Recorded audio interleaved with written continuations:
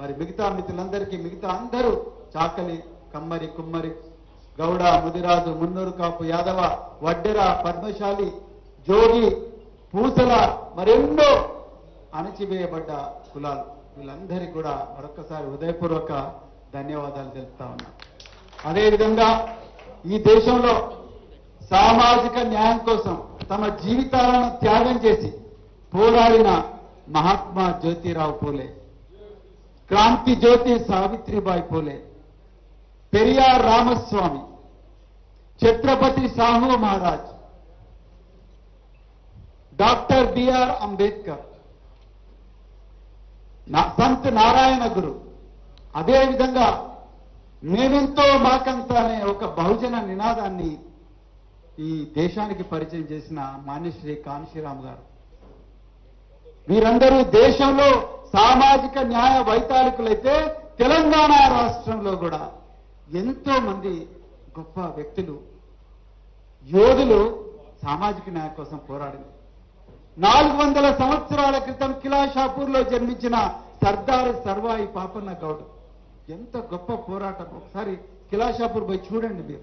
ఒక కోట, ఒక బీసీ బిడ్డ ఒక కోట నిర్మించి ఆ కోట నుండి కేవలం 12 మంది సైనికులతోని వరంగల్ నగరం మీదకి ఆనాడు మొఘలుల మీద దండెత్తి అక్కడి నుండి ఎన్నో దొరల గడీలను కూలగొడుతూ దాంట్లో బంధింపబడి మళ్ళీ అక్కడి నుండి అందరి కులాల నుంచి చాకలి, ముస్లిము, తర్వాత మాల, మాదిగ రకరకాల కులాల నుండి ఒక గొప్ప సైన్యాన్ని చేరదీసి చివరికి మునుగోడు మీదుగా మరి గోల్కొండ కోట మీదకి వచ్చి 7 నెలల పాటు గోల్కొండ సామ్రాజ్యాన్ని ఏలిన సర్దార్ సర్వాయి పాపన్న.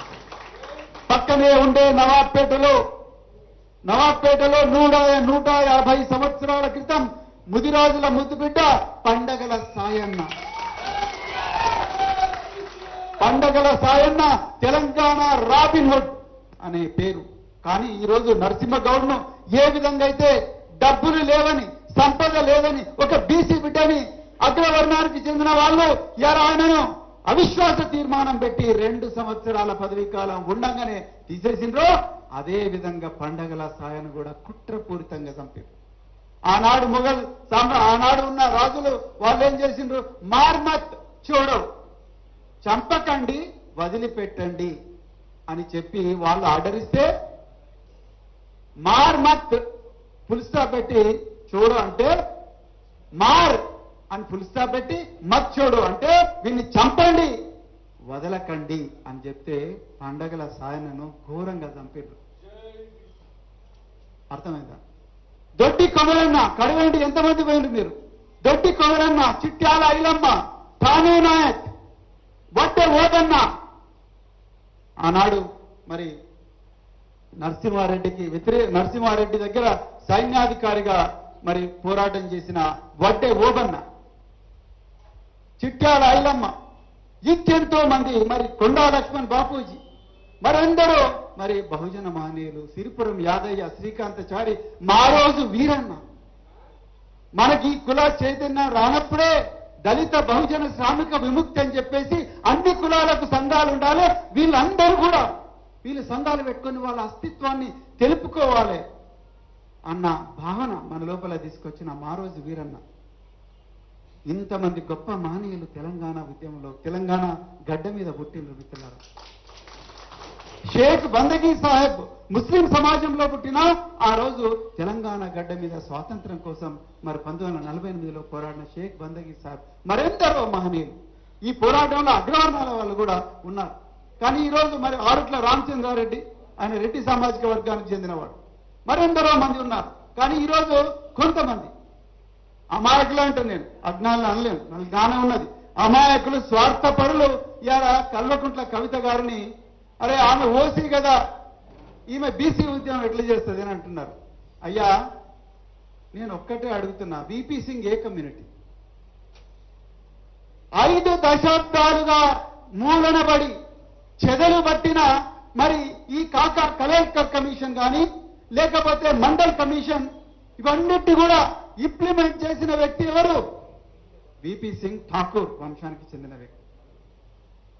అదేవిధంగా 27% ఉండే బీసీ రిజర్వేషన్ 44% తీసుకుపోయిన ఎన్టీ రామారావు ఏ కమ్యూనిటీ. మేము అప్పుడు స్టూడెంట్స్ దెబ్బలు తిన్నాం, లాఠీ దెబ్బలు. ఆ రోజు అగ్రవర్ణానికి చెందిన వాళ్ళు నవ సంఘర్షణ సమితి అని చెప్పేసి బీసీలకు వ్యతిరేకంగా ఆర్ కృష్ణ గారికి, తర్వాత మరి మిగతా వాళ్ళందరికీ కూడా వ్యతిరేకంగా నవ సంఘర్షణ సమితి అని పెట్టి రోడ్ల మీద కసులు ఊడుస్తా ఉంటే, చెప్పులు కుడుతా ఉంటే, ఇది తప్పు, మా కుల వృత్తులను మీరు అవమానిస్తున్నారు, మాకు కూడా ఈ దేశ సంపదలో భాగస్వామ్యం ఉంది, మేము లేకపోతే ఈ దేశానికి సంపద ఎక్కడొస్తుందని ఆ రోజు మేమందరం కూడా రోడ్ల మీదకి ఎక్కినాం మిత్రులారా. ఆ రోజు మరి 44% రిజర్వేషన్ తీసుకొచ్చిన ఎన్టీ రామారావు గారు ఏ కులం? మరి 340 అధికరణం రాజ్యాంగంలో వచ్చి ఆర్టికల్ 16 రాజ్యాంగంలో సమానత్వం, స్వేచ్ఛ, సమానత్వం, సౌభ్రాతృత్వం, సమన్యాయం అనే ఆర్టికల్ 16లో రైట్ టు ఈక్వాలిటీ రిజర్వేషన్లు, అదేవిధంగా 340 అధికరణం తీసుకొచ్చిన షెడ్యూల్ 9 అనే చాప్టర్ను రాజ్యాంగంలో ఏర్పరిచిన బాబాసాహెబ్ అంబేద్కర్ బీసీ కాదు కదా. బాబాసాహెబ్ అంబేద్కర్ బీసీ కాదు కదా. హిందూ కోడ్ బిల్ 1950 రాజ్యాంగం వచ్చిన తర్వాత హిందూ కోడ్ బిల్ పెట్టి పురుషులు మహిళలందరూ కూడా సమానమైన హక్కులు ఉండాలని చెప్పి హిందూ కోడ్ బిల్లు ఆనాడు కాంగ్రెస్ ప్రభుత్వం ముందు పెట్టిన బాబాసాహెబ్ అంబేద్కర్ మహిళ కాదు కదా. మరి మహిళ కానప్పుడు కూడా మహిళల కోసం హిందూ కోడ్ బిల్ పెట్టినప్పుడు నువ్వు మహిళవు కాదు కాబట్టి మరి హిందూ కోడ్ బిల్లు నువ్వు ఎందుకు పెడుతున్నావు అనలేం కదా. ఈ రోజు నేను అక్కని చూస్తున్నా, ఇక్కడ కూర్చొని చూస్తున్నా, రాసుకుంటూనే ఉన్నది. మన దాంట్లో ఎంతమంది నోట్స్ రాసుకొని వచ్చారు, కుల్లం కుల్లాడు. జై పూలే అంటున్నాం, కానీ జై పూలే, జై భీమ్ అంటున్నాం, విగ్రహాలు పెడుతున్నాం. ఆ విగ్రహాల వెనుక, ఆ విగ్రహాల రోజు అస్తిత్వంలోకి వచ్చిన ఆలోచనల వెనుక, ఆ ఆలోచనల ద్వారా వచ్చిన సంఘర్షణ వెనుక ఎంత మానసిక సంఘర్షణ, వేదన అవన్నీ ఉంటాయి. అవన్నీ కూడా మనం అర్థం చేసుకుంటలేం మిత్రులారా. నినాదం ఇస్తున్నాం జై పూలే, జై బీసీ, కానీ బీసీ అనే నినాదం వెనుక మనం ఏం చేయాలి? రేపు మనం ఊర్లలో పోయి ఏం చెప్పాలి? ఇంతకుముందు దామరగీత అతను చాలా బాగా చెప్పాడు. నేను నా ఊర్లో ఈరోజు కవితక్క గారు ఏ విధంగా అయితే ఇట్లా ఆర్గనైజ్ చేస్తున్నారో, నేను కూడా నా ఊర్లో అన్ని కులాలను ఏకం చేసిన అని చెప్తున్నాడు. ఈ రోజు ఈ మీటింగ్ లో మనం ఏమన్నా నేర్చుకోవాలంటే అదొక్కడే నేర్చుకోవాలి మిత్రులారా. బీసీలారా, బీసీ నాయకులారా, దయచేసి ఆ ఎస్సీ నాయకులు కూడా, ఎస్టీ నాయకులు ఎవరైనా కూడా దయచేసి లెటర్ హెడ్లకు, విజిటింగ్ కార్డులకు పరిమితం కాకండి, గ్రామాలకు తరలండి. ఆ జోగు సంఘం అధ్యక్షుడు ఎవరైతే, ఆయన పేరు నేను మర్చిపోయినా, కానీ ఆ దామరగిద్దలో ఏ విధంగా అయితే ఆయన ఎక్స్పెరిమెంట్ చేసిండో ఆ విధంగా మనం అందరం కూడా గ్రామాన్ని ఈరోజు కవితక్క గారు ఏ విధంగా అయితే ఒక ఎంపతితోని, అంటే మన లాంటి బాధ తను ఊహించుకొని మన కోసం తను వచ్చాడు. సో ఆ బాధను మనం గ్రామీణ ప్రాంతాలకు పోయి మరి చెప్పకపోతే, మనం కూడా ఈ విధంగా పోరాడకపోతే మళ్ళీ మనం చరిత్రలో వెనకబడే ఉంటాం మిత్రులారా. వెనకబడిన తరగతులు అనడంలోనే కుట్ర ఉన్నది, దయచేసి గుర్తుపెట్టుకోండి. కావాలని ఎవడు రైడింగ్ రేస్ లో వెనకబడాడు. వెనకకు నెట్టివేయబడ్డ తరగతులు, అనాదిగా అణిచివేయబడ్డ తరగతులు, జ్ఞానానికి దూరం చేయబడ్డ తరగతులు. మహాత్మా జ్యోతిరావు పూలే ఏమన్నాడు? మన పూలే యునైటెడ్ ఫ్రంట్ అంటున్నాం. మహాత్మా జ్యోతిరావు పూలే ఏమన్నాడు? విద్య లేక విజ్ఞానం లేదు, విజ్ఞానం లేక నైతికత లేదు, నైతికత లేక అభివృద్ధి లేదు, అభివృద్ధి లేక సంపద లేదు, సంపద లేకనే శూద్రులు బానిసలుగా మిగిలిపోయినరు అన్నాడు మహాత్మా జ్యోతిరావు పూలే. ఒక్కసారి మీరు ఆలోచించండి. ఈ తెలంగాణ తొలి ముఖ్యమంత్రి, తెలంగాణ ఆవిర్భావానికి మూల కారకులు కేసీఆర్ గారు. ఒక్కసారి మీరు గురుకులాలు పెట్టకపోయింటుంటే కేవలం ఉమ్మడి ఆంధ్రప్రదేశ్ లో బీసీ వర్గాలకు కేవలం 20 గురుకులాలు ఉండేవి, కేవలం 20 గురుకులాలు. నన్ను జోగురామన్ గారిని ఒకరోజు పిలిపించి పాత సెక్రటరియట్ లో సి బ్లాక్ లో 6వ ఫ్లోర్ పిలిపించి, ప్రవీణ్ నువ్వు ఏం చేస్తావో నాకు తెలియదు, అర్జెంట్ గా నాకు 119 బీసీ గురుకులాలు పెట్టు అన్నాడు. ఆ 119 బీసీ గురుకులాలు మంచిగా పనిచేస్తుంటే మళ్ళీ పిలిపించి ఇంకా 119 పెట్టవా, ఏం కాదన్నాడు. 20 నుంచి 286 బీసీ గురుకులాలు పెట్టి దేశంలోనే బీసీలకు మహాత్మా జ్యోతిరావు పూలే గారి బాటలో నడిపించిన ఏకైక నాయకుడు కేసీఆర్ గారు. మిత్రులారా, ఇది రాజకీయ సభ కాదు, వాస్తవాలే మాట్లాడుకోవాలి. యుద్ధ విమానం విలువ, ఒక యుద్ధ విమానం విలువ 1300 కోట్లు. మనం వడ్డే ఓబన్న గురించి చెప్తున్నాం. నేను మొన్న వడ్డేల సంఘం మీటింగ్ పెట్టి వడ్డే ఓబన్న విగ్రహావిష్కరణ చేస్తే నాన్న ఏమయ్యా, 150 సంవత్సరాల క్రితమే వడ్డెల జాతికి చెందిన ఒక వ్యక్తి సైన్యాధికారి అయ్యిండు. ఇలా భారత సైన్యంలో ఒక్కరిని కూడా వడ్డెరాయన లేడు. ఒక డీజీపీ లేడు పోలీసులలో, ఒక ఐఏఎస్ లేడు, ఒక భారత సైన్యాధికారి కానీ లేకపోతే ఒక నావీ దళానికి కానీ తర్వాత విమాన దళానికి కూడా ఒక వడ్డెర బిడ్డ కూడా లేడు. మరి ఎట్లా? కానీ ఈరోజు కేసీఆర్ గారి దార్శనికత వల్ల రుక్మాపూర్లో సైనిక్ స్కూల్ వచ్చింది. రుక్మాపూర్లో సైనిక్ స్కూల్ వచ్చింది. ఈ బీజేపీ మేము బీసీ ప్రధానమంత్రి అంటున్న నరేంద్ర మోడీ కూడా చేయలేని పని కేసీఆర్ గారు మనకు రుక్మాపూర్ సైనిక్ స్కూల్ మీరు ఇవ్వకపోతే ఇవ్వలేదు బాయ్, మేం చేసుకుంటాం మా దగ్గరని 3 సైనిక్ స్కూల్స్ పెట్టాడు. ఆ సైనిక్ స్కూల్ నుంచి మొట్టమొదటి విద్యార్థి అశోక్ సాయి, ఒక బీసీ బిడ్డ. యుద్ధ విమానానికి మొట్టమొదటిసారి తెలంగాణ గడ్డ నుంచి ఒక బీసీ బిడ్డ పైలట్ అయింది. మిత్రులారా, తండ్రి హ్యాండిక్యాప్డ్, తల్లి మిషన్ కొట్టుకొని బతుకుతుంది. అలాంటి బిడ్డ ఈరోజు 1300 కోట్ల విలువైన యుద్ధ విమానాన్ని నడుపుతా ఉన్నాడు. నిన్న కాక మొన్న ఇంకొక బీసీ బిడ్డ సిద్ధార్థ మళ్ళీ యుద్ధ విమానానికి పైలట్ అయింది. మిత్రులారా, 2 బిడ్డలు. కేసీఆర్ గారు లక్షల రూపాయలు ఇచ్చి వీళ్ళందరికీ కూడా మరి ట్రైనింగ్ కు పంపించిండు. కానీ రేవంత్ రెడ్డి 10,000 రూపాయలు కూడా ఇవ్వలేదు. అగసార నందిని ఒక రజక సామాజిక వర్గానికి చెందిన బిడ్డ, 19 గోల్డ్ మెడల్స్. తండ్రి ఇప్పటికి కూడా మల్కాజ్గిరిలో ఇస్త్రీ చేసుకుంటూ బతుకుతాడు, తల్లి ఇళ్లలో పనిచేస్తుంది. అగసారా నందిని ఆసియా క్రీడల్లో రజత పథకం తెచ్చుకున్నది, రజత పథకం తెచ్చుకున్నది, బ్రాంజ్ మెడల్ తెచ్చుకున్నది, 19 గోల్డ్ మెడల్స్ ఉన్నాయి. ఈ అమ్మాయికి కనీసం ముఖ్యమంత్రి ట్వీట్ కూడా చేయలేదండి. మొన్న తెలంగాణ ఇజ్జత్ నిలిపిన ఏకైక క్రీడాకారిణి అగసారా నందిని. మొన్న ఉత్తరాఖండ్ లో జరిగిన నేషనల్ గేమ్స్ లో కనీసం ముఖ్యమంత్రి ఒక ట్వీట్ అన్న చేయొద్దా? పోనీ ఇంటికి పిలిపించి రావట్లేదు. కనీసం అమ్మాయి ఎయిర్పోర్ట్ లో దిగితే ఒక్క అధికారి కూడా పోలేదు. ఫస్ట్ గోల్డ్ మెడల్ తెలంగాణకు నేషనల్ గేమ్స్ లో వచ్చింది ఒక రజక సమాజంగా జరిగిన బిడ్డ. ఈ రోజు ఒక అన్న అంటున్నాడు, మా కులం చెప్పుకోవడానికి కూడా మాకు సిగ్గెత్తుంది అంటారు. సిగ్గుపడాల్సిన అవసరం లేదు బ్రదర్. మా కులంలో అగసారా నందిని పుట్టిందని చెప్పు బ్రదర్. మా కులంలో గాడ్సే బాబా పుట్టాడు, సంత్ గాడ్సే బాబా ఉన్నాడు మా కులంలో అని చెప్పు బ్రదర్. నువ్వు ఎందుకు సిగ్గుపడతావు? సో మిత్రులారా, నేను ఏమంటున్నంటే ఇక్కడ వివక్ష ఉన్నది. ఈ వ్యవస్థీకృతమైన వివక్ష మీద వ్యతిరేకంగా పోరాడుతున్నది కవితక్కగా. వారు ఇవాళ 3 తీర్మానాలు చేసిండ్రు. తీర్మానాలు చేసిన తర్వాత తీర్మానాలు అసెంబ్లీలో పెట్టాల్సిందే, అసెంబ్లీలో చేయాల్సిందే. ఈ సభ అంతా కూడా ఆమోదిస్తుందని అనుకుంటున్నాను నేను. తప్పకుండా అదేవిధంగా కవితక్క గారు ఇంకో చక్కటి తీర్మానం చేసిండ్రు. ఈ కులగణన ఏదైతే ఉన్నదో ఈ కులగణన అంతా కూడా మరి గ్రామీణ ప్రాంతాల్లో ఓపెన్ గా డిస్ప్లే చేయాలని చెప్పింది. అదేవిధంగా కామారెడ్డి డిక్లరేషన్ అవుతుందో దాన్ని కూడా మరి ఇంప్లిమెంట్ చేయాలని చెప్పిండ్రు. మీకు ఒక చిన్న ఉదాహరణ చెప్తా, చెప్పి నేను ముగిస్తే, ఎందుకంటే చాలా మీడియా వాళ్ళందరూ వెయిట్ చేస్తున్నారు. కామారెడ్డి డిక్లరేషన్ లో ఆనాడు సిద్ధరామయ్య గారిని తీసుకొచ్చి కామారెడ్డిలో 2023 సంవత్సరంలో రేవంత్ రెడ్డి గారు 42% ప్రభుత్వ కాంట్రాక్ట్లను బీసీలకు కేటాయిస్తామన్నారు. బాగా వినండి మిత్రులారా, ఎందుకంటే ఇక్కడ నరసింహగౌడ్ ఇక్కడనే వస్తుంది నరసింహగౌడ్ ఇష్యూ. బీసీలకు 42% కాంట్రాక్ట్లు ఇస్తా అన్నాడు. రైట్? ఈ 42% కాంట్రాక్ట్లు ఇవ్వాలిగా, మరి ఒక జీవో రావాలి కదా. కనీసం కేసీఆర్ కోట్లు మెగా కృష్ణారెడ్డికి ఒక కాంట్రాక్ట్, పొంగలేటి శ్రీనివాసరెడ్డికి ఇంకో కాంట్రాక్ట్. ఎక్కడున్నారు బీసీలు? ఎందుకు తీన్మార్ మల్లన్న గారు మాట్లాడడం లేదు దీని మీద?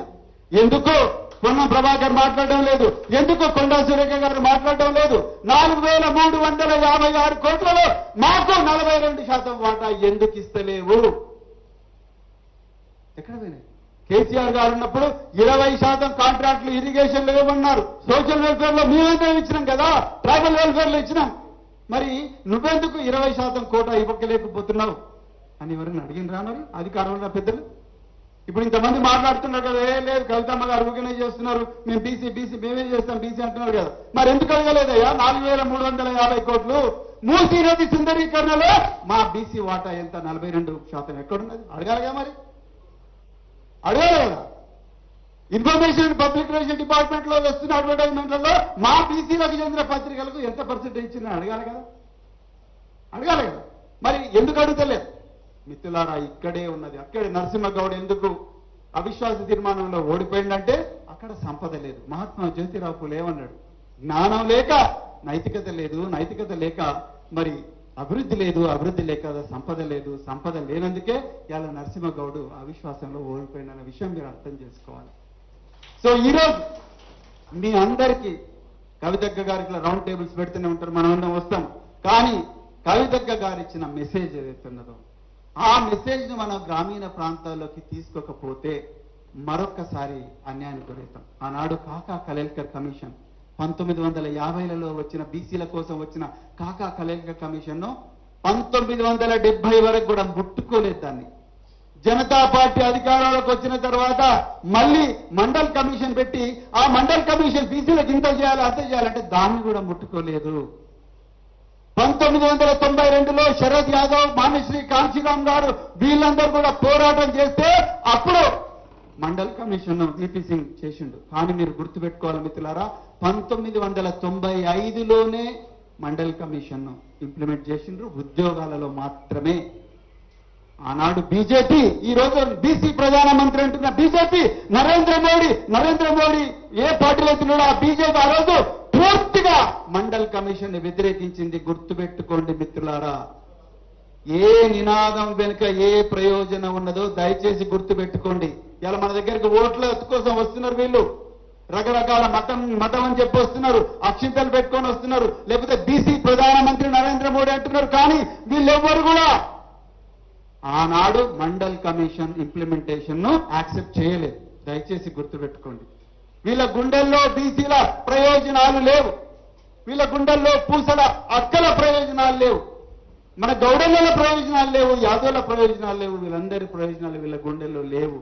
కేవలం భారత రాష్ట్ర సమితి మాత్రమే ఈ వీళ్ళందరికీ కూడా న్యాయం చేయగలదు మిత్రులారా, చేసి చూపించిందని మాత్రం నేను ఈ సందర్భంగా మీ అందరికి కూడా చెప్తున్న మిత్రులారా. అందుకొరకే దయచేసి మీరందరూ కూడా గ్రామీణ ప్రాంతాల్లోకి పోయి ఈ విషయాన్ని మనకు జరుగుతున్న చారిత్రాత్మకమైన అన్యాయాన్ని మరి ప్రజలందరికీ కూడా వివరించి వాళ్ళందరూ కూడా ప్రతి ఒక్క మహిళను కూడా ఒక కవితక్కలాగా మీరు తయారు చేయాల్సిన అవసరం ఉన్నది, వారిలాగా ప్రిపేర్ అయి రావాల్సిన అవసరం ఉన్నది. ప్రతి ఒక్కరు కూడా జాగ్రత్తగా మన భవిష్యత్తు గురించి మాట్లాడాల్సిన అవసరం ఉన్నదని చెప్తూ ఇంకెన్నో విషయాలు చెప్పాలి. ఇప్పుడు సమయం లేదు కాబట్టి మరి అక్క గారు కూడా మాట్లాడాలి, మళ్ళీ తర్వాత ప్రెస్ మీట్ ఉంది కాబట్టి మరి రాబోయే రోజుల్లో చాలా ఇంకా గొప్పగా చేస్తూ ఇంకా చివరిగా ఒక మాట మిత్రులారా, బీసీల సాధికారత అనేది కేవలం బీసీలతో మాత్రమే కాదు, ఐక్య సంఘటన ఉండాలి. అంటే ఎస్సీలు రావాలి, ఎస్టీలు రావాలి, బీసీలు రావాలి, అగ్రవర్ణాల్లో ఉండే పేదలు కూడా రావాలి, అగ్రవర్ణాల్లో ఉండే పేదలు కూడా రావాలి, అందరూ రావాలి, ముస్లిం సోదరులు కూడా. అప్పుడే బీసీల ఐక్యంగా ఉంటారు. అంతే తప్ప మనమే గిరిగీసుకుంటే మాత్రం రాదు. అదేవిధంగా చివరిగా ఒక్క చేతులు జోడించి మీకు ఇంకొక విషయం చెప్తున్నా, మన మధ్యలో మనకు వివక్ష ఉండకూడదు.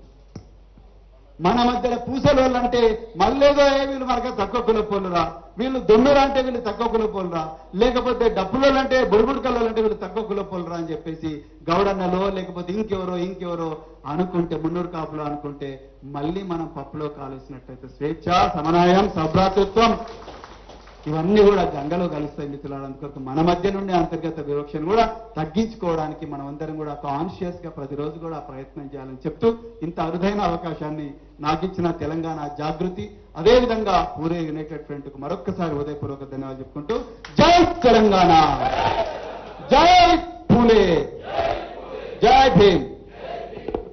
ప్రవీణ్ అన్న గారికి ధన్యవాదాలు. వెరీ ఇన్స్పైరింగ్ స్పీచ్ అన్న, థ్యాంక్ యూ. ఇప్పుడు తమ్ముడు నరేష్ ప్రజాపతి గారు, నరేష్ గారు మనం ఇప్పటిదాకా చేసిన తీర్మానాలు ఒకసారి చదువుతారు, తర్వాత చివరిగా నేను మాట్లాడి సమాప్తం చేస్తాను.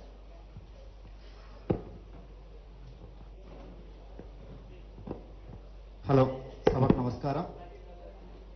ఇప్పుడు ఈ సభ రౌండ్ టేబుల్ సమావేశం ఏర్పాటు చేసి ప్రముఖులందరి విన్న తర్వాత చేసినటువంటి తీర్మానాలు, ఒకటి తీర్మానం చెప్పాలంటే గట్టిగా చప్పట్లతో స్వాగతించాల్సిన కోరుతా ఉన్నాం.